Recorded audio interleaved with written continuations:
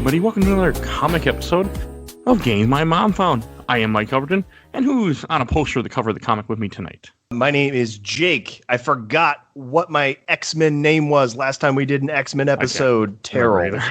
I'm hyped to be here. This is one of my favorite stories from my all-time favorite comic property ever. This is probably one of the more famous comic book stories in general. Oh, absolutely. I mean, Days of Future Past, not only it was the first like major time travel comic book story, I'm going to say, I mean, other than maybe like the Flash story where he goes to Earth 2 and finds Jay Garrick, but like this is the first X-Men time travel story, period.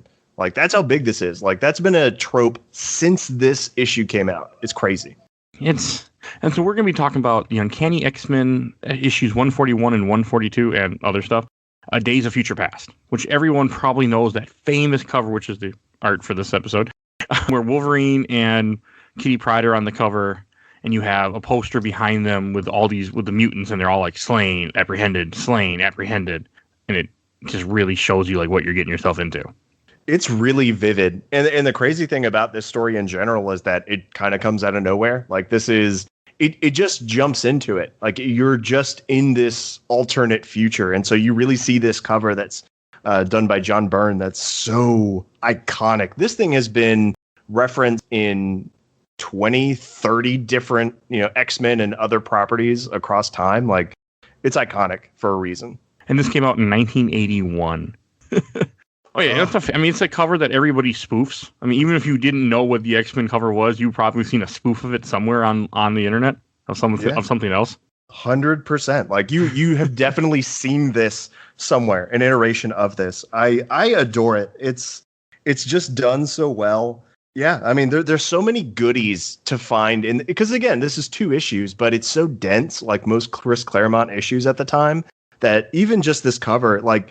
I buy that this world exists because of just this background of saying, Nightcrawler slain, Storm apprehended. And like, I want to know that story. I want to know how all these, how all my favorite characters were slain or taken into custody and all that stuff.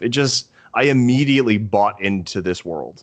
I do have a question that you can probably answer for me. So as I've been reading more X-Men comics in the last few years, because I know Kitty Pryde is Shadowcat, and I read X-Men God Loves, Man Kills, and she goes by Ariel. Why the hell is she called Sprite in this comic? So, gang, let's talk about Kitty Pryde. Kitty Pryde at this iteration. Okay, so let's do the timeline of where we are in X-Men lore when this story comes out. We are, I'm going to say, about 6 issues. Yeah, no, this is 5 issues after the conclusion of the Dark Phoenix saga. Only 5. So we're 5 months removed from that. Kitty Pryde has just joined the X-Men. She has declared that Professor Xavier is a jerk. And she is 13 when she joins this team and in this story. And so this 13-year-old girl, as with most children, are like, they changed their names, they changed their costumes. And it's a running joke for Kitty Pryde for the first, 5 years that she goes by all these different names. So, I mean, right here, she is Sprite. Like you said, she has so many different names. She gets the name Shadowcat. There's a Wolverine and Kitty Pryde miniseries where they go to Japan together. And something you may not know about Kitty Pryde is that she's a legit trained ninja. And again, I understand how I sound when I talk about this. Okay, okay, good, because like she's a legit hand-to-hand combat, knows how to wield a katana. She's like a little bit weeby. She like has real strong opinions about the Persona games. Like she is a ninja. And then she takes on at the end the nickname Shadowcat. And that has been her nickname really to now. And so that is why she is Sprite in this story. But this is very fresh-faced Kitty Pryde. I mean, and you see that in this story when she is afraid of Nightcrawler at first. A lot of new X-Men are afraid of Nightcrawler at first, but then by the end, they love him because Nightcrawler's the best. He's one of my favorite. But yeah, her first appearance was only X-Men 129, so not that long before this. Yeah, because she joins like right through the Dark Phoenix saga. She doesn't really know Jean all that well. She really develops a strong friendship with Storm, and that relationship, especially through the Chris Claremont run, is so good. But yeah, then there's also the weird love relationship between Kitty Pryde and Colossus, which I have never liked. I don't like he's it like, either. because again, when they're like flirting and stuff, he's like 19, 20. She's 13, bro. She's too young for you. I mean, but this is 81. It's the 80s, so I'm not defending it. I'm just saying, like, it wasn't seen as way we would see it now because they were stupid. Mike, we're gonna have to redact this entire section. It's still gross. It's still no, gross. I don't like it. Like it's that stupid, like there was a stupid idea at then that finally we're gotten rid of it now where people don't see it. Yeah. You know, people see it now what it is. Like when you have an older, it can be either female or male, but you have someone that's drastically older and they're, especially when someone younger in the formative years, like you're grooming them. You're grooming them for things that like it's manipulative and Yeah, and like it doesn't exactly go anywhere in the comics. I mean, shortly after the very first Secret Wars comics came out, Colossus falls in love with an alien woman and breaks up with Shadowcat, and it's a whole thing. And then, so it doesn't. It's not like it goes into an in-depth relationship, but it's still a little. It still just doesn't feel quite right. You know what I mean? Yeah, I mean, because when Secret Wars takes place, it's not that much long. She can't be that much older than what she is now. I mean, I would say now, comics timeline-wise is totally messed up. In Secret Wars, the first Secret Wars came out in the 80s as like an editorial mandate to sell toys. That's where the black Spider-Man suit comes from, the symbiote. I have but that yeah, book. she would be like 13 or 14 then. Now I would say Kitty Pryde is probably like late 20s, maybe early 30s. Okay. I don't know. Comics as a timeline, don't think about it too hard because it'll never make sense. But I mean that issue. I was talking about like Secret Wars, like when they were dating, like if they were what that was.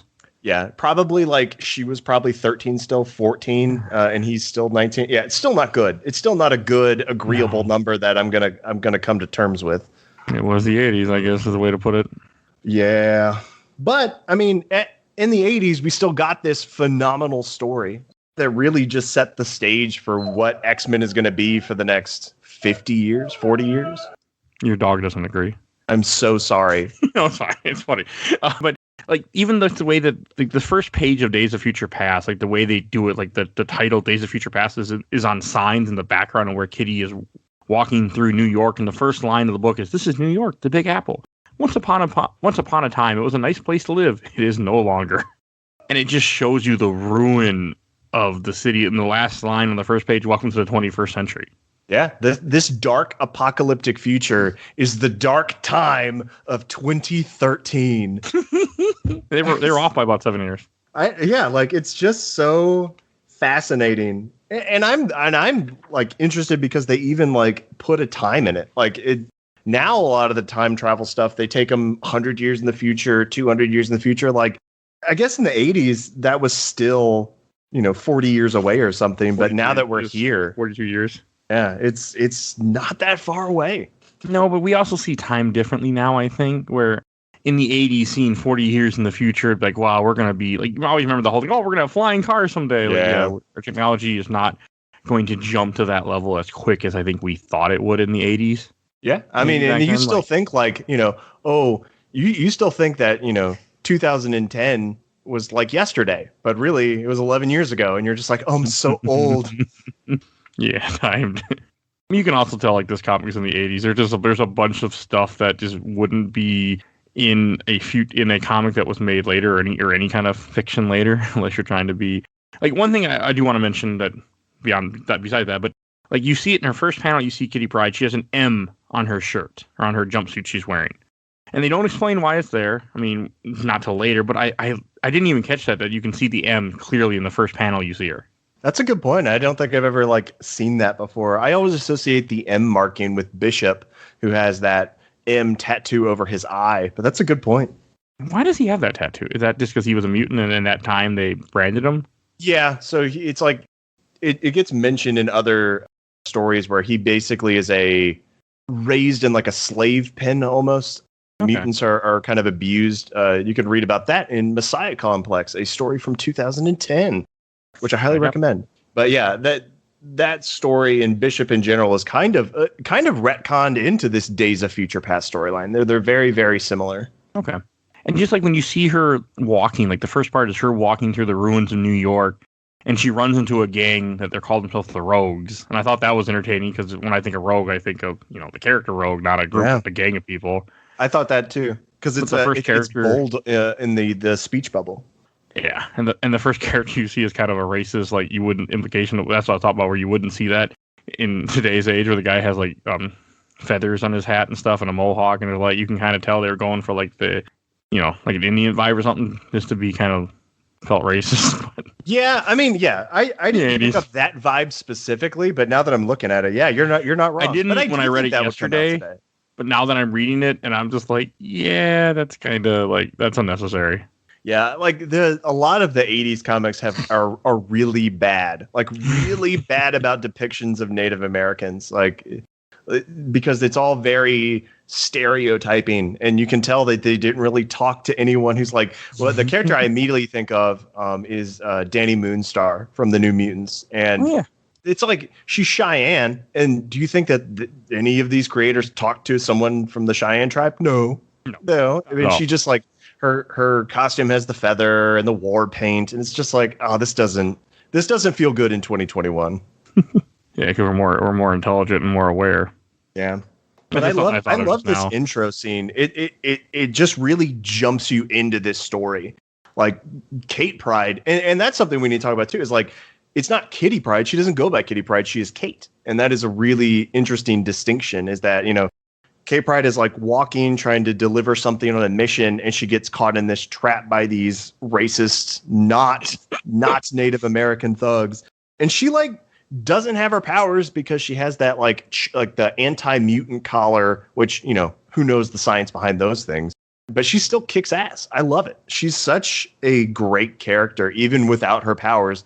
And I will say, me now, I don't think twice about Kitty Pryde beating up a bunch of dudes because, like I said, she's a ninja. But this story was before that came out, so it's like not like they had planned all that out yet, I would assume. But it's such a good scene that she's like beating up all these guys, and then Wolverine, like old man Logan, just comes in. He's great. I really like this depiction, this look of Wolverine, where like he also won't pull out his claws, and I don't remember he says it here, but he says at some point he can't pull out his claws, so that will alert the Sentinels and mutant activity. So he's just beating the shit out of him normally, but he just wears a jacket.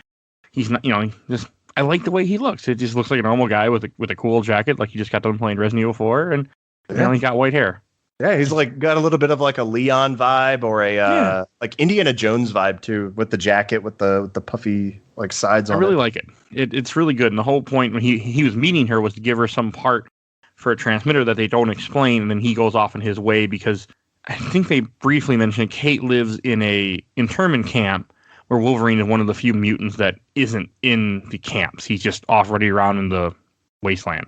He's like one of the rebels, yeah. And it's an interesting thing about her living in an internment camp because, timeline wise, you got to think about like Kitty Pryde is Jewish, and there's a lot of good issues prior where she attends like a Holocaust like memorial thing, and she sees Magneto there. And that's where she and Magneto kind of have a special bond as they both, I mean, I don't think Kitty Pryde she didn't live through the Holocaust like Magneto did, but she still is very attached to that history. So it's like, again, something to think about is like the mutant internment camps and her kind of going through that like her predecessors did. If you grew up in the 80s, and let's say you're 13 in 1980, I mean, you would have been born in the 70s, you're not that far removed from when World War II happened at that time, unlike us now where you're looking at, we're in 2021, you're 80 years from it, 70, 80 years, like you're much more, it's much more of a thing that didn't happen versus something where it makes it much more easy to deny that it happened. But we found that out. It's very real. And the scene where she gets on a bus and you see the bus being pulled by horses. I love that. That is cool because everything is so fucked up. They don't have technology like they don't have gas. So they have horses. It's just, that is such a good touch. Is that it's just a bus. I mean, because that's kind of how it would work, Like I feel like this is something that would be very much in like a Last of Us kind of world where it's like post-apocalyptic still. They have horses, but they don't really have gasoline. So like I would very much buy that the horse pulls the bus. The bus would have been attacked in this whole panel while it's all happening, and you it was Last of Us. Oh yeah, absolutely. Last of Us is just brutal. So brutal. Yeah, so Kitty Pryde is like going back into this mutant camp. She has to check in with the Sentinels. And so like the story that you get painted from this world is that, you know, the Sentinels were developed, and at first they were just supposed to protect the humans from the mutants, and so it was just targeting the mutants first. But then their logic understanding started to attack, you know, any superhero. And so there's a great panel at the bottom of one of the first pages where it has like the gravestones of everyone who's died so far. And so iconic. Yeah, I mean, Kurt Wagner, you know, Warren Worthington, Scott Summers, Charles, but then it's like Fantastic Four, Peter Parker. Like, they really have killed all of the main heroes in the Marvel universe. It's crazy. And there's a scene right before that when she's on the bus. I want to read the panel. So the panel just shows her standing there. She's holding the bar. People are whispering, looking at her. You see one guy, clearly his jacket with an H on the back, another guy H on the front, and here's the panel. It says, in North America in the year 2013, there are 3 classes of people. H, for baseline human, clean, of mutant genes, allowed to breed. A, for anomalous human, a normal person possessing mutant genetic potential, forbidden to breed. And then M, for mutant, the bottom of the heap, made pariahs and outcasts by the Mutant Control Act of 1988, hunted down with a few rare exceptions, killed without mercy. In the quarter century since the act's passage, millions have died. Like, it just shows you how don't miss out that last panel, my dude. Like, the very next sentence after that one is, they were the lucky ones. Yeah. How crazy. I mean, and again, this is such a reference to World War II and reference to like just hate in general. And I feel like probably some people didn't catch, when they read this, they didn't understand what they were looking at. Yeah. I mean, the whole mutant metaphor gets stretched out way too much to encompass a lot of different groups. But I mean, this reference is pretty clear. I mean, it's pretty clear what all of this is in reference to. And then when she gets to the camp, this is when she runs into Colossus, and Magneto's there, Storm is there, Franklin Richards, which I don't really know very well. I know it's Reed Richards' son. Franklin Richards is the son of Reed and Sue. Was he a god at this point? I mean, not really. Okay. He does develop god powers, and I can't decide. He's a fucking god at the end of Secret War. If they've retconned him, because my understanding, and I haven't read this part in the modern run, I believe they have retconned it so that he is not a mutant, but he has like reality warping powers, and he from the beginning has basically warped reality to make himself a mutant, even though he's not actually a mutant. Okay. It's odd. Retcons are dumb. Comics are dumb, guys. But yeah, no, Franklin Richards is probably the most powerful person in the Marvel universe. Oh, he is. There's actually a theory where, you know, the weird comic time, like, you know, 40 years have passed for us, but the comics still, everyone kind of looks the same.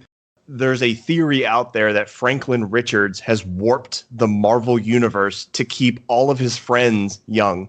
And like to basically keep the status quo throughout time. So he affects the time in the Marvel Comics universe in difference to our own. It's a weird one. In the end of Secret Wars 2018, he plays a big part of that and like warping the universe. Yeah, I definitely recommend reading that run. Like, all the Jonathan Hickman stuff is just quality, especially his Fantastic Four run. And this is also when you get introduced to Rachel Summers, which I didn't realize this is her first appearance. Yep. I never knew that until about 2 minutes ago. So yeah, so like Rachel Summers is an amazing character. She's one of my all-time favorite characters. She pops in to the main Marvel universe to stay shortly after this. And so there's she is a long-running character. She has the Phoenix. She becomes the Phoenix for a long time. And she like doesn't burn out by it. Like, she's such a good character, and she's married to Franklin Richards in this universe. Or I don't know about married, but they're together. Okay. And I didn't catch that because it doesn't go so well for Franklin. And this is when you see Kate Pryde and Colossus are together. I mean, it's less weird here because, again, they are of consenting age. But I don't mind them together here. And here's just something in general. You know, X-Men characters, all of them are pretty much in the LGBT camp. Like, Kitty Pryde is bisexual, and that is confirmed. I have never bought her with Colossus. Much, much later in the timeline, she dates Iceman. I didn't buy that. She, in my opinion, should have ended up with Rachel Summers or Ileana Rasputin, aka Magic. Those are my two relationships for her. So I don't buy this Colossus Kitty Pryde thing. To me, it always stood out of like that, your like childhood crush of like what could have been.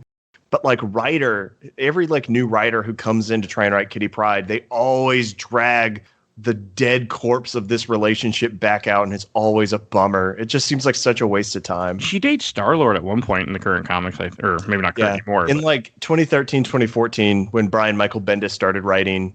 Okay, I mean, it's fine. It's whatever. I'm iffy on Star-Lord in general, but it's not my particular relationship for Kitty Pryde.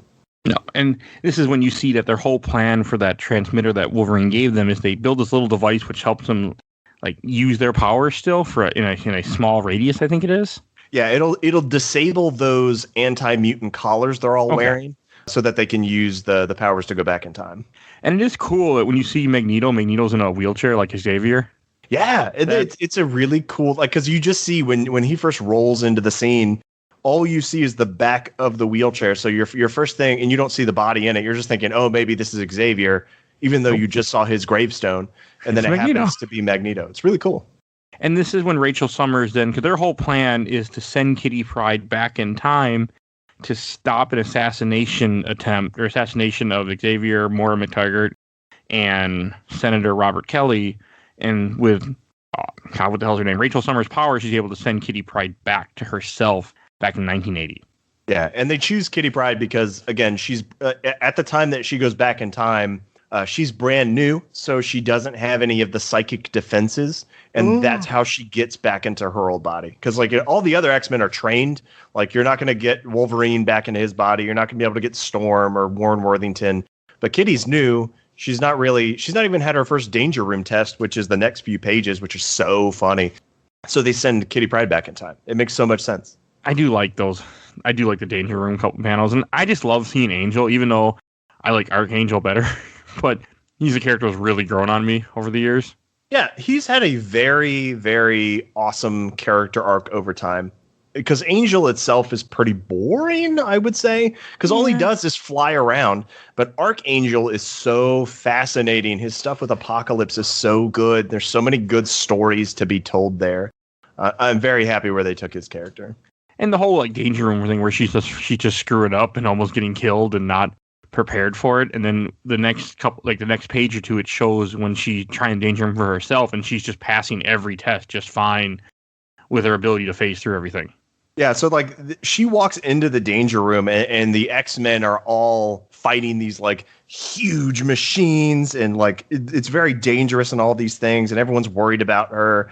And then they prep her for her own test because, you know, a very classic X-Men trope at this time is, you know, new X-Men, they got to cross the Danger Room. Like, that's all you got to do. You got to get from one end of the room to the other. Oh, so this is a reference to a normal thing then that I wouldn't know. X-Men. Yeah, it's been in other stories, but this is iconic. This is such an iconic moment because, like, Xavier develops this whole program to stop Kitty Pryde.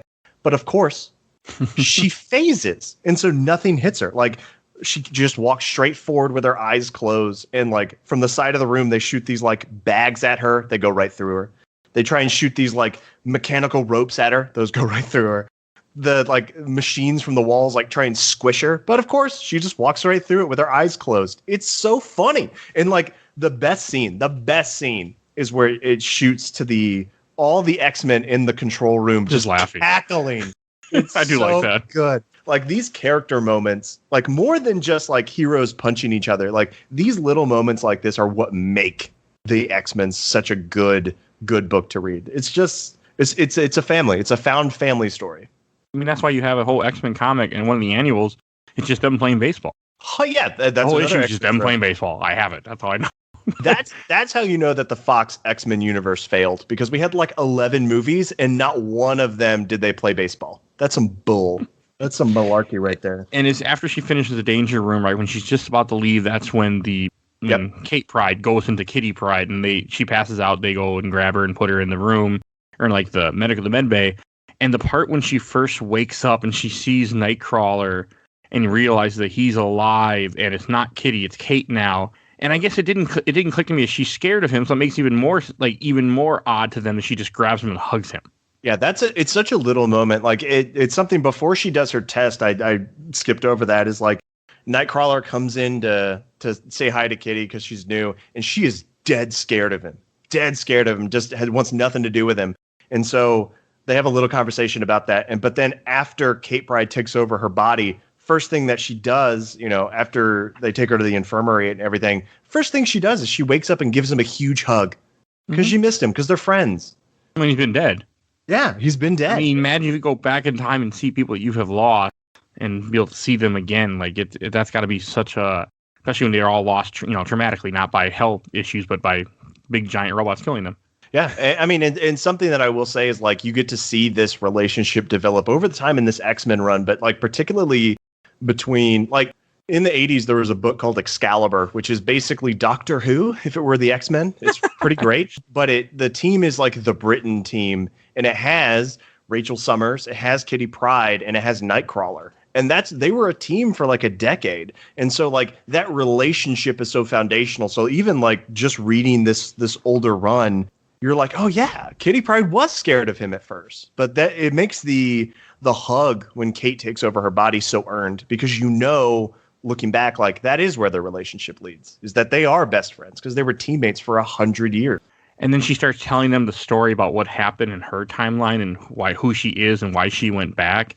And when it starts showing about like what happened with the people in the mood of hysterical paranoia and how hate was used as a weapon to go after and make the Mutant Control Act, and then blame all mutants for everything in 1984, and even have one, and they even say, oh, one of the candidates has a Science of America, it's 1984. Do you know what your children are? And in 2021, after what we've been through, and you've seen, you look at history itself, and you look at the history we've had recently, like you can just see, I mean, all I can see are parallels to hate and things that we went through, and people cheering for something they don't really realize what they're cheering for, or they realize and don't care.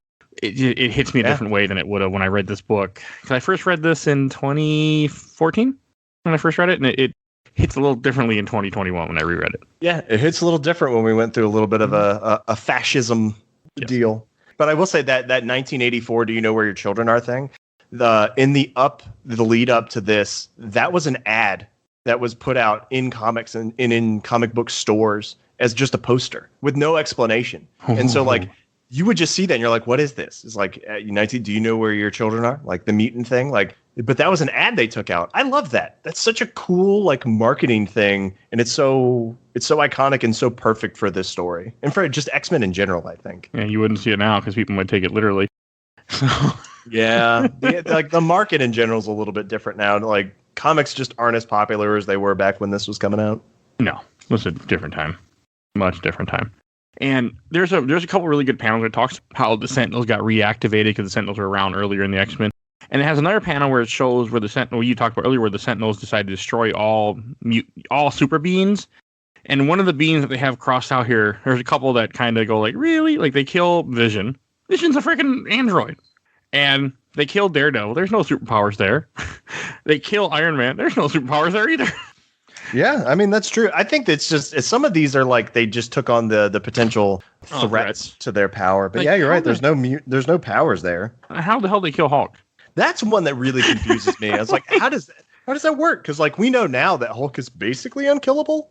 And Doctor Doom, like how would you kill Doctor Doom is too damn intelligent. I can't see that happening. But yeah, it's just funny to me when I saw that. I'm just like, nope. But I like how it talks about how they took over the entire North American continent. And as the story progresses, you find out they only control North America.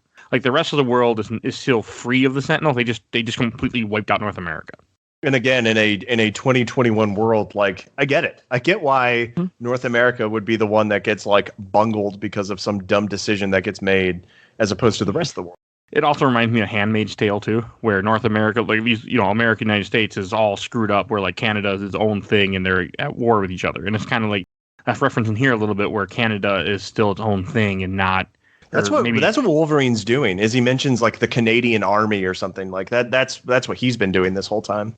I like that. And then it jumps back to the future and it shows them carrying Kate Pryde's body because she's not there anymore. She's in the past, so her lifeless body or her, unconscious body just being carried by Colossus. And you see, this is when and then they already start killing off. Like Franklin Richards just gets killed by a Sentinel as they're hiding in this tunnel. He gets bopped. Oh my gosh. Like he turns around, is like, oh my God, it's Sentinels. And then he gets microwaved. Like he gets killed like a Mars Attacks alien. Like he gets bopped. And I love seeing the Sentinels so powerful, and you see them, take it down. Like you see the fastball special where Colossus throws Wolverine and they take out a Sentinel or take out two, but then there's more, like, three more where that one came from. And there's a part where Colossus like rips through a building and puts a building down on top of them. Yeah. Something that this story does well is make the Sentinels feel dangerous, because as you use like a threat in comics and you see your heroes beat them time and time again, you no longer find them threatening. And Star Wars is a good example of this. Is like no one watching most of the movies is going to be like stormtroopers are threatening, because like they're basic. You kill 100,000 of them or whatever. But then like Solo will come out where the stormtroopers are much more like they appear more as a threat. And so this story kind of does that same thing where it takes a something you're familiar with, like the Sentinels, but you're kind of legitimately scared of them, like, because they are powerful. They're killing some of your favorite heroes. They are relentless. Like you said, like you kill one and three more take their place. It is legit scary. And that's what makes it so cool. And then it jumps from them and it goes back to the past, and it shows Mystique, being disguised as somebody else, walking around a military base, and you see what is now the Brotherhood of Mutants. And again, I haven't read other X-Men, so I don't get some of this reference. Like they say, oh, Blob was in prison. See, last issue, he got out of prison. And Pyro's there, Avalanche. And there's one character I do not know other than reading these Destiny? two comics. Yeah, I have never heard of her until... I'm so happy I get to explain Destiny to you. So this is the greatest tragedy in Marvel Comics right here. Destiny is one of the best characters. Destiny and Mystique specifically. Canonically, they are married. They are in a relationship together, her and Mystique. But Marvel editorial at the time obviously was not like pro-gay agenda. And so even up, like they were, everyone knew. Everyone in the fandom has known for years that they are in a relationship together. And it's so sad that it's never acknowledged. So like when we even talk about the speech bubble here. For Destiny, a blind precog with the psychic ability to see the future, the only member of the Brotherhood Raven calls, and in bold, friend. We all know what she is. But I will say that has since been corrected in like the more modern run. They have finally, it's been confirmed that they are in a romantic relationship together. But I love Mystique and Destiny as a couple, because like Mystique is such a villain and a bastard for 50 years of comics, but there is those few people that she legitimately loves. She loves Destiny. She loves her daughter Rogue, which, spoiler, I guess, if you didn't know, Rogue was the daughter and was raised by Mystique and Destiny. I knew she was raised by Mystique. I didn't know Destiny was involved. Yeah, it's such a good storyline, and it's kind of coming to a head in the modern run because, spoilers again, Destiny dies sometime in the mid-90s, and right now, the X-Men have a resurrection protocol where they bring back all the dead characters, but there's a rule where they can't bring back any precogs. And so right now, the story is hinting that Mystique is going to burn everything down because she wants her wife back. So I love Destiny. I think Destiny is a fascinating character. She's one that, kind of like Doug Ramsey, who is Cypher, his mutant power is languages, which isn't exactly exciting mutant power, but there's so much you can do with language. Like you can read body language, which makes you good at fighting. It makes the writers do really cool things with Destiny because she's a precog. It's not just like, oh, you're going to get hit by a bus tomorrow, but she can actually use it in interesting story ways. I love Destiny. She's such a good character. I'm very happy that she's finally been confirmed to be in a relationship with Mystique a long time ago. So you mean she doesn't see a timer above people's heads, and she goes and tries to grab it, and then it goes away only because somebody saved her from getting hit by a car in a music video? It doesn't work like that, but I will say that someone got that reference. So in a Danny Moonstar, which you mentioned earlier, she goes to Asgard with the New Mutants, and she becomes a Valkyrie. And so, like the timer above the head thing, she can see when people are about to die, because when they're about to die, a skull is hanging over their head, and so she can save them or not. interesting non sequitur in this issue because she doesn't exist yet. Yeah, it's a character I haven't read a lot of X-Men, but it's a character I've been familiar with. I knew Pyro, I knew Avalanche, I knew Blob. I like how they're fighting each other, like they get into an argument pretty quickly. And that's then you like kind of classic evil villain stuff is they all hate each other, but they're just like only working together to get a job done. And then it shows you the court where you have Senator Robert Kelly being an asshole about the mutants, and you have Moira McTaggart there, Xavier there, and Warren Worthington shows up. And then right when they're all there, you have the place get attacked, and you see the Brotherhood of Mutants show up. And I love when you see the Brotherhood, and then the X-Men show up because of Kate Pryde going back and telling them, "Hey, you need to stop this." So they show up, and I like how this is the first time that like they have seen this Brotherhood, and this Brotherhood has seen the X-Men because Cyclops has left. And there's a comment where they're like, "I know the X-Men, but I don't know who the hell you guys are." From Blob, because he's been in jail for a while, he doesn't know that all these Colossus, Wolverine, Storm, Nightcrawler, they're all new X-Men from Giant Size. So he only knows Angel. Yeah, it's a really cool like historical marker. Is like I've fought the X-Men and you're no X-Men. But what I love about this scene with something that you may not know and then a lot of the listeners may not know is like you just assume that the world has known that Xavier's a mutant, but until the 90s, he kept that quiet. No one knew he was a mutant. Oh, they don't know he's a mutant? Not at all. So when they bring him here to testify, he's just a expert on genetics. No one knows he's a mutant. That is a secret until the 90s. Okay, that I didn't know. It's so crazy. It's so crazy. I always know him as a mutant, and my whole thing is the X-Men cartoon. I mean, that was again like probably so many other people my introduction to it, so that's where I know it from. Yeah, I mean, and it makes so much sense that everyone should always know he's a mutant. And it becomes an interesting storyline down the line where people... So a general theme of the X-Men, especially later on, is that Charles Xavier is a well-meaning, butt-faced miscreant. Like, he is a jerk. As Kitty Pryde would say in a later issue of the X-Men, Xavier is a jerk. And so basically they confront him about that. It's like, Xavier, you're so pro-mutant. You're so pro this cause, but you won't even admit to the world that you're one of us. What is that about? And it's so fascinating. I love that so much. But it's just, it doesn't add a ton to this scene, but like that's why he's here. And it's interesting that like Robert Kelly is talking to him one-on-one, not knowing that the guy that he's talking to is a mutant. That is cool. Okay, you just made that scene make a lot more sense now to someone who didn't know. And again, no one should have to read as much X-Men as I have to understand some of these things, but it doesn't take away from anything. I mean, it's still cool to see them, him and Moira McTaggart, like testifying in front of the Congress, and then all hell breaks loose because the Brotherhood attacks. Oh, was Moira a mutant at this time? Moira was not confirmed to be a mutant until like 2019, until this very current run. I know what you're talking about, but I don't want to go into it. Yeah, okay. It's complicated. It's a very good story. I highly recommend reading the modern run. It's excellent. But no, right now she's just a human. Okay, that's what I was curious about. All right, yeah, because I know her current canon. It's complicated to say the least. We would need a 4-hour episode of this podcast to go into House of X and Powers of X. Yeah, that's not happening right now. I haven't read those yet, but I know about them. They are absolutely excellent. But yeah, the first issue, like, and that's the thing, like, we've gone through all this stuff with this issue. This is issue 1 of the 2-part. Like, this is a dense story, and it ends with them like throwing down the old villains, confronting this new team of X-Men. Yeah, it's just so good.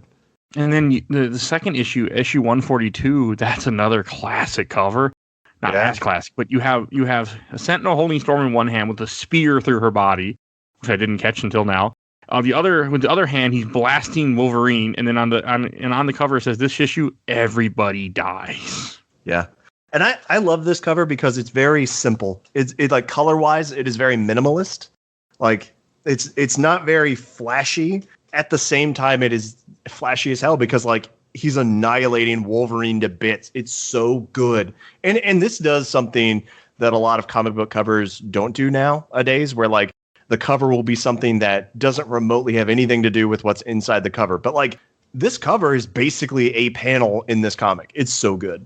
It's a good comic. It's definitely not as worth it or as popular as 141, or not worth value as 141, but yeah, it's still not a good issue. And it starts off kind of like the first page when you open the book. It says "Mind Out of Time," and it kind of gives you a quick recap, and it shows on one side the 1980s and the other side 2013, where they're being hunted by the Sentinels. And the other, when you get into like one of the first big like spreads is them. Oh, it's a spread. I love it. The X-Men and the Brotherhood is all looking at each other, just fighting. And Avalanche is a badass. I like Avalanche a lot. This costume is dumb, but I love Avalanche. He is a fun character.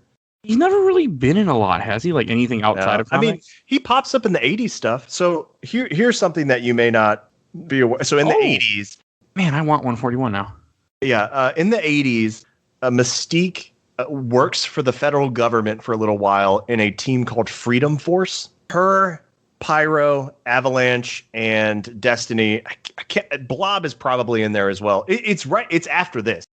They work for the federal government to try. It's basically like a Suicide Squad situation where they try and work off their sentences. And Avalanche pops up in there a little bit, but after that, I mean, Avalanche is not a very significant character. He pops up like later on here and there, but it's a very rare thing.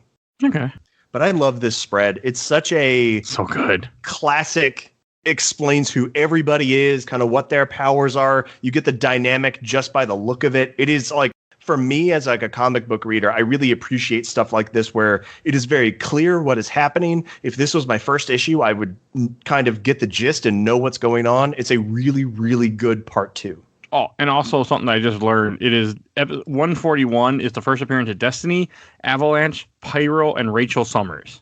Interesting. I did not know any of that. I would have thought Pyro was before this, but that's interesting. That's probably why it's such a more expensive issue. I could have bought this book for like $30 before.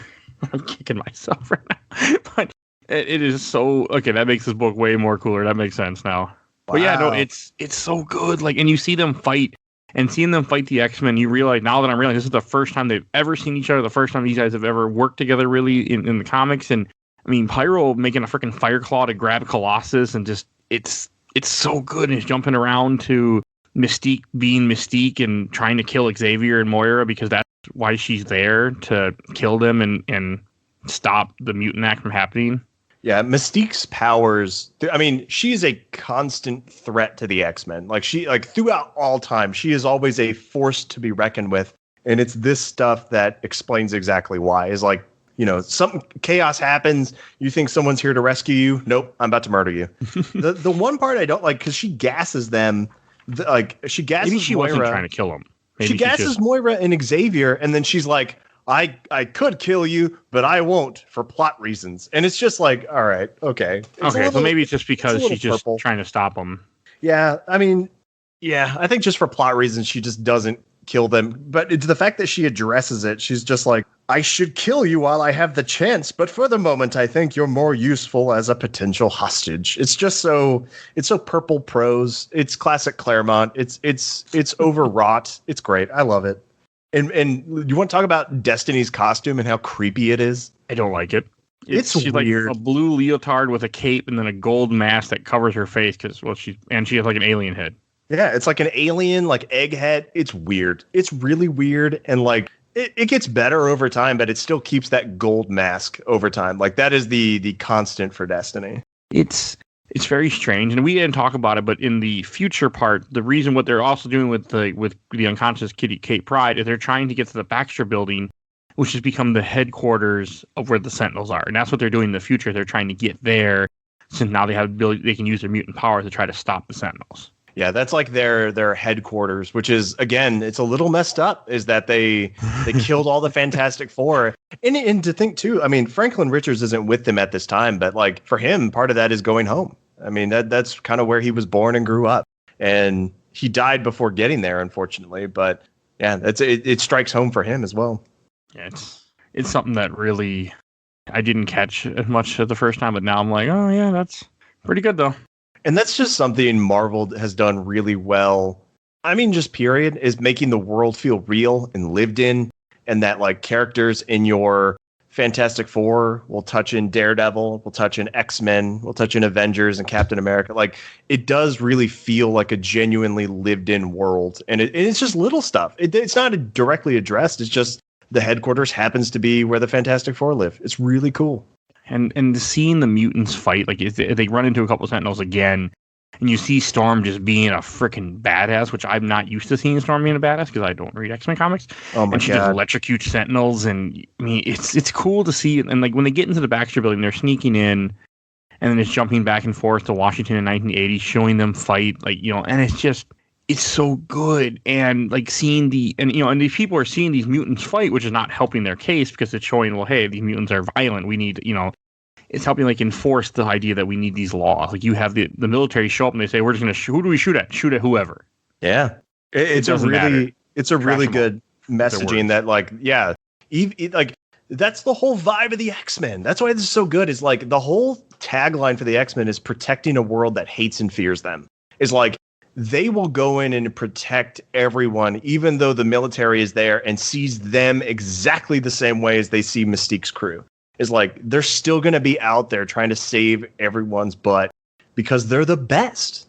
It's good. And then you see Pyro, where they have guys that are trying. Some of the military are trying to fight Pyro, have flamethrowers, and he just turns their flame into a giant beast to attack them. The way Pyro uses his powers here is so much cooler than how he is in X-Men 2 when he's in that movie. Like X-Men 2, he just basically can shoot flamethrowers, whatever. He's a kid. I get it. It's a movie. Things are different, but like. I hope if he ever shows up in a movie, he does this. Like Fire Dragon, like Fire King Kong. Like he can he just like makes these giant kaiju monsters that made out of flame. It's so cool. He almost kills Wolverine. Like that's another thing cool where Wolverine makes a comment like he's like, oh, if you wouldn't have saved me, Storm, I wouldn't last much longer. Yeah, so something in the early 80s and stuff is that Wolverine's healing factor was definitely a thing, but it was not as powerful as it is current comics or like now, in the 90s. The only way to kill him is like to drop a nuke on him or something, right? At this point, it's like he can regenerate from a single cell. Like that's how dumb it is. Like back in the 80s and stuff, his healing factor could like burn out. Like you could push it too far. He would constantly be like in recovery. He still felt mortal even though he could constantly come back, and heal. But like in the 90s, they turned that up to 11 where he could get cut in half and be just fine. Like it's crazy. I mean, he gets hit in one of the comics that I've read on the show, Wolverine Old Man Logan, comic 26. He gets hit by a freaking train. He's okay. Yeah, he is really indestructible. And it makes some good storytelling that like he can do some cool, exciting things. And I think that's why everybody loves Wolverine more than they love Cyclops. When it came out, it was definitely not as strong of a healing factor as he would have later. It's cool to see him like not be invincible as I'm used to because I haven't read a lot of old comics. And you also have Nightcrawler fighting Mystique, who's disguised as Nightcrawler, which is kind of cool because this is the first time they see each other. And he sees her, like he's like, you look like me. And I think because isn't she his mother or something to do with his mother? Yeah, and they kind of hint at that in this story because she's asked your mother, Margot Zardos, who would know better than she. And yeah, exactly. I don't know anything about Nightcrawler. I don't know a whole lot about him. I read Giant Size X-Men 1, but that I don't really know what's going on here. Mystique is his mother. She kind of like raised him off and on. His father, I would not recommend reading the story where you figure out who his father is. I mean, it doesn't matter who his father is. It's Azazel. It's a dude who looks just like him but red. But Azazel wasn't around till way later too, right? Yeah, that was a really, really, really, really terrible 90s retcon. It was so bad. Okay. It's one of those retcons, and there's a few stories where, like, objectively, I will tell you, yes, this technically matters to the canon, but do not read it because it is bad. You are better off not knowing. Okay.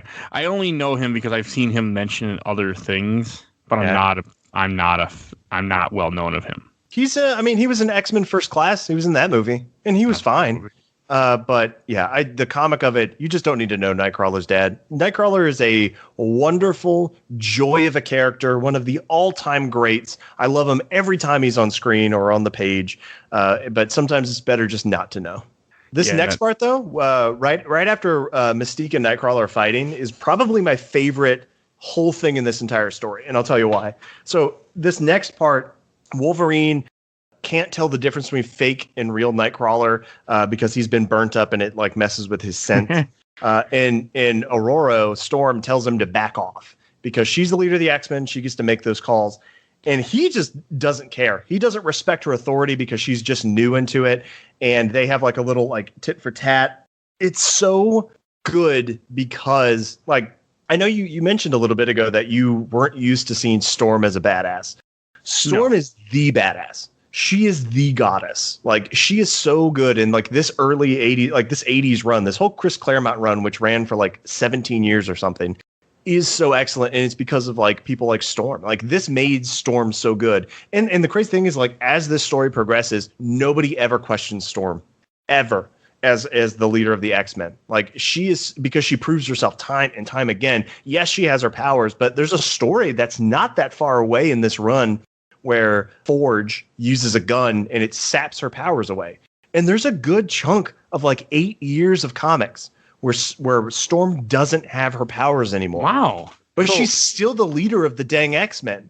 That's how badass she is. I didn't know because like I've seen covers and I know she's on all the time, but I didn't know she didn't have her powers for a while. Yeah, like she gets shot with like a ray gun that saps her powers, and then she like has a knife fight with the leader of the Morlocks and becomes the leader of the Morlocks. Like, Storm is the best. And the fact that the movies were like, yeah, Halle Berry's going to play her bums me out.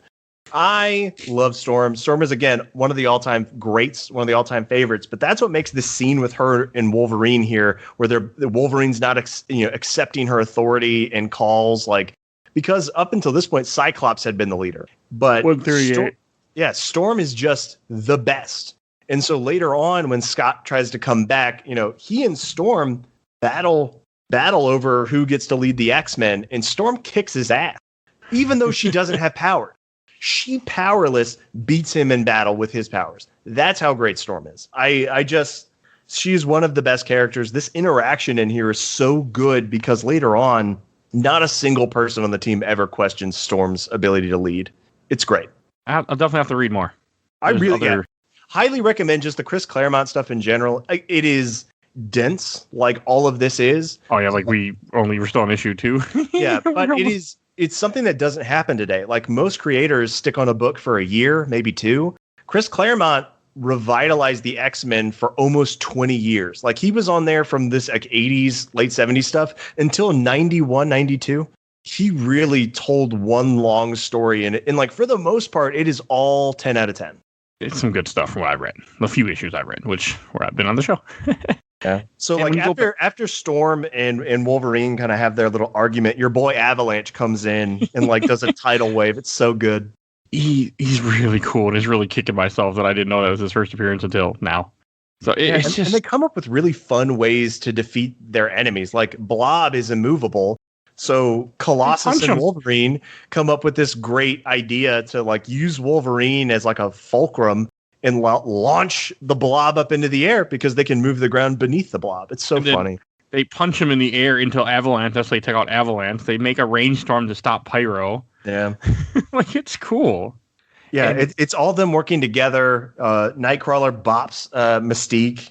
She's not much of a fighter, is she, really? I mean, she's pretty good at fighting. I mean, I wouldn't, like, she could kick my butt for sure, but I wouldn't say she's like an expert hand-to-hand fighter like an Iron Fist would be.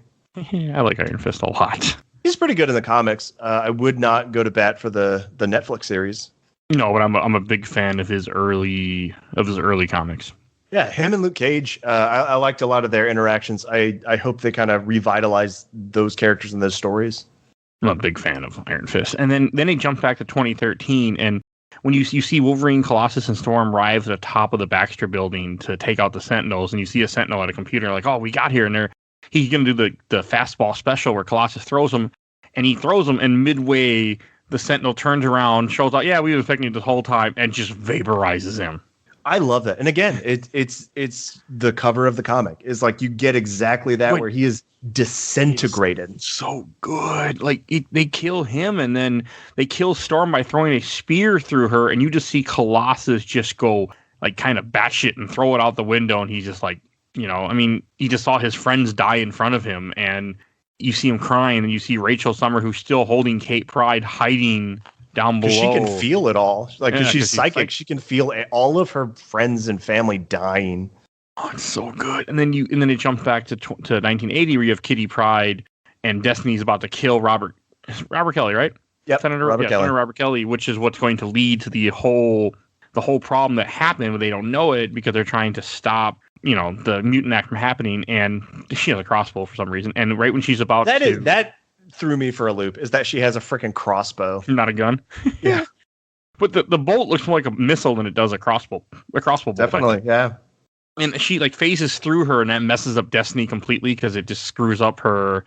I think it screws up her precog ability. Plus the fact that Kate Pryde is not Kitty Pryde because it's from something that's been like a running story thing is that because Kate Pryde is like a time anomaly, that Destiny, the precog who can see everything in the future, can't really get a read on Kitty because it's the time thing. So when she phases through Destiny, X-Men science here, it jumbles her brain for a second and it makes her miss. I love X-Men science though, so it's okay.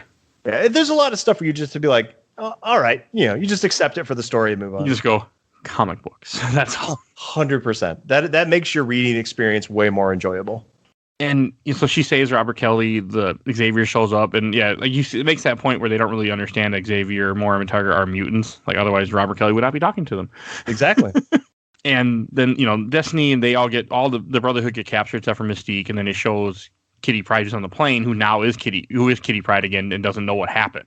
Yeah. Like how where am I? I feel terrible. And I think they talk about what happened. And they make a comment here like, oh, does that mean we change the future? And, they did. You don't find out till way later. But and then the last page is, you can probably speak a little bit more to it than I can, is a pretty much like a kicker for the next, what's coming, the next story arc. Yeah. So the epilogue in general is the government meeting with Sebastian Shaw, who is played by Kevin Bacon in the movie, and the leader of the Hellfire Club. And he is a mutant. But again, none of these folks know that.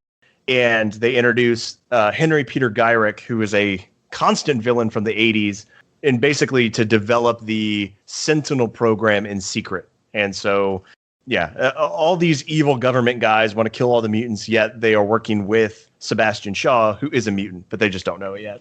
I think that's really cool because they're like, we hate these mutants, and he is a mutant. That's the thing. It's like all these people who are so bigoted are so dumb.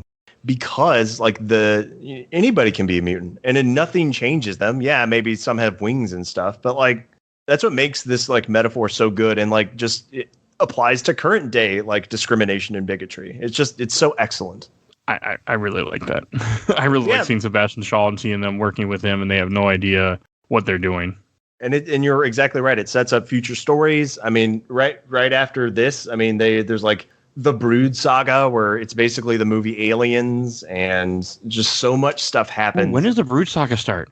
It's in the volume 3 of the omnibus that I have, so it's another 20 issues, I want to say, from where we are now. Okay, do you know how many issues it is? I can tell you. Okay. So something else I want to talk about with Days of Future Past in general is so modern comics are more 5 to 6 issues to tell a full story. This is a 2-issuer, and it's a dense 2 issues. It's so perfectly paced. So just judging by the covers of this, I'm going to say the Brood Saga is about Uncanny X-Men 162 to about 167. That seems about right, just from these covers. Yeah. Okay. But yeah, the Brood Saga is another excellent story that it's a complete genre shift. It's like science fiction. It's so well done. Probably top 10 stories for me. Okay, you can. We'll be talking about it soon. Perfect. Because you're right. 161 to 167. Oh yeah, we're definitely talking about that because I have a thing for the Brood, so that will happen in the future. Yeah. Okay. And Days of Future Past, man. It's one of the all-time greats for a reason. So that wraps up the comic. But I do want to talk briefly. There is in 2018 they did a Secret Wars event, where they rewrote all the freaking universe, combined all the universes, destroyed them. Maybe no, it wasn't 2018, was it? It got to be a little earlier than that. I think it was 2016. Yeah, I think 2016 is right. Let me get my math correct. And because I had read that, so for this I went back and I'm going to read. It was 2015, 2016. So I was like, I'm going to read the Years of Future Past. I got 4 issues in, and I just couldn't do it because what they did is in Secret Wars they took a lot of different events that they had written throughout the years, like famous stories, and they threw them all in this battle world where Doom is God. And it would have been cool for a continuation in that world, but it's Wolverine's alive, everybody's alive, and it irritated me, and it's not good. And Kitty Pryde has 2 kids, and one's called Chrissy, one's called I don't remember what the hell his name is, and it's not good. It's most of the Secret Wars crossovers from that time are trash.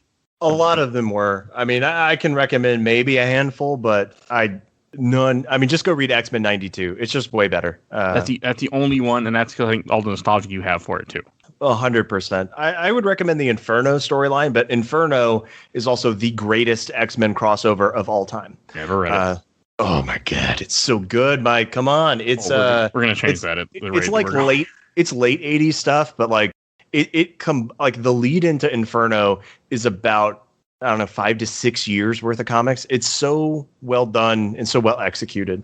But yeah, unfortunately, they never really capture the high of Days of Future Past by going back to this world. There's a few like crossovers here and there, but yeah, Years of Future Past is not a success. The only real sequel is Years of Future Present, which we almost talked about in this episode, which I'm glad we didn't, because we'd be here for another hour and a half.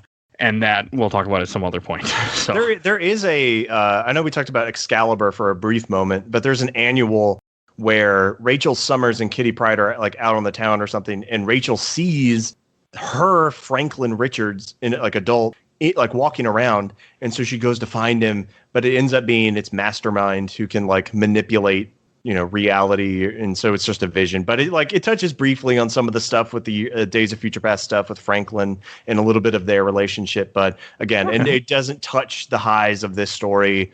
It's a perfect two issue thing, man. Okay, it really is. And there's also the Days of Future Past and the X-Men animated series, which I tried watching both 2 parts for this episode, and I couldn't finish it. What I will say it does well is that it does the attack on the Capitol very well with Mystique and trying to get the villains. And instead of Kitty Pryde going back in time, the animated series has Bishop going back in time. And I thought that was well done only for the sake because of when that show was coming out, the current comics had Bishop back in time. Like that's why they did it then. So it's like that show isn't perfect, but what it does is it really captures what was going on in the comics at the time and kind of redoing these stories. So I really like that. It's not bad. I mean, it's just generally rough because it's a kid's show from the 90s. Like, is his first appearance when he goes back in time? Yeah, it's a story that's collected in a thing called Bishop's Crossing. And that's actually a much better story than I thought. Like, a lot of the 90s get a really bad rap for bad stories, and there is a lot of really crappy stories. But the Bishop story where he's introduced is actually pretty great. Okay. I know of it. I've never read it. I own the comic, but I've never read it. Okay. And then in the Days of Future Past movie, which is kind of based on this comic, but not really. Yeah, it's vaguely based. It's Wolverine really, going back instead. Mystique's role is completely different. They're trying to kill Peter Trask and not. I didn't watch it for this because I didn't have time, and I'm going to do a full episode at some point about that amazing movie. I watched it last night, and I like, it's the best X-Men movie, but it's probably top 3 all-time comic book movies. It is excellent. It does not really adapt the comic all that much. It's just kind of briefly based on it, and I think that's fine. It uses that to pretty great success, I think. And it also has Bishop in there too, which that was. And really again, it made more sense now when I never realized he has the M above his eye because he's a mutant and he's engraved, and that made more sense now after reading this book again. Yeah, it's the Bishop story over time is really, really well. Even though he comes from a different future, not the Days of Future Past, he comes from a completely different future. Yep. But then again, the X-Men animated series does some weird things, like where Cable is from a whole different character and not even called Cable at first. Cable is not the same character at all. It's really, really weird. I don't get it, but yeah. Oh, that's for another time. And also in the Days of Future Past X-Men cartoon, they mentioned that Mystique is working for Apocalypse. Yeah, at that time she's working for Apocalypse in the show. And the show actually does a pretty good job about like continuing storylines from episode to episode, and it actually kind of flows pretty okay. The quality just go into it with the expectation that it's not like super good and you'll have a great time. It's like the Star Wars Clone Wars show. You just gotta go. You gotta go in and enjoy it for what it is. That show is amazing. That show is about 80% terrible and 20% the best Star Wars that ever was. No, the first season is garbage. Once you get past that, it is gold. Mike, if you ever want to dissect that show, I am here to crush your dreams because that show is garbanzo beans. I love all the Clone. I love the Clone Wars once you get past the first season, and I love like everywhere that goes. But dude, there's an episode in like season 5 where someone legitimately shouts, "Long live the banks!" Ugh. It's a kid's show though. Like again, you just gotta accept it for what it is. But there's some good stuff in there. I'm here to crush your dreams. Just now. I'm here on this podcast to crush your dreams and to deliver good X-Men content to you. Oh, and there will be more X-Men because we might be talking about that Brood Saga here. I've always wanted to read it. Now I know where it is. It's so good. Like there's some like great stories. I mean, like really starting from here, like chronologically, there's great stories. The only one that we've already surpassed is the Dark Phoenix Saga. But like you got Brood Saga, you got the Mutant Massacre, Fall of the Mutants, Inferno. Fall of Mutants I really want to do because that is the first apocalypse story, like actual story, and I love that villain, so I really need to read that. Yeah, they are just reprinting that trade that has that story in it. Like there's so much good X-Men across like the timeline of comics. Like there's really not bad stuff until the late 90s. I think we should go to Shelf Stacker Box. And I'll go first. I think it's obvious for both of us, but I'll go first. I'm going to put this on the shelf. I really enjoyed the story. I enjoyed the story a lot more than I read it 6 years ago. Like it hit me more. It was way better. I understood where they were going with it, and it was just so well done, and it still holds up from 1980. Only 2 issues, but they're two very good issues that you should definitely read. And I'm very glad that we took the time out to read it. So I'm putting it on the shelf, and I'm happy we read it. Yeah, I mean, this is the reason I bought the giant like omnibus of the X-Men stuff. This is going right on my shelf. If I had these issues, I'd frame them and put them up on the wall. Me too. Adore this series. Like it's my dream story where it's all killer, no filler. Like it is all good. Because like a story, if this were made today, would be 6 to 12 issues. But this is a 2 issue, and it just sticks with all the good stuff. I'm so enthralled by it. I can definitely see why, over the next 40 years, 50 years, that this story is referenced time and time again. I love it. If you couldn't tell already, I love this story. Because it's good. So if you haven't read it, even though we spoiled it, go check it out. Doesn't matter. Like, why are you still listening to this if you haven't freaking read this story yet? Yeah, some people do just because, like for me, you'll never get around to something, so you just take a look at it anyway.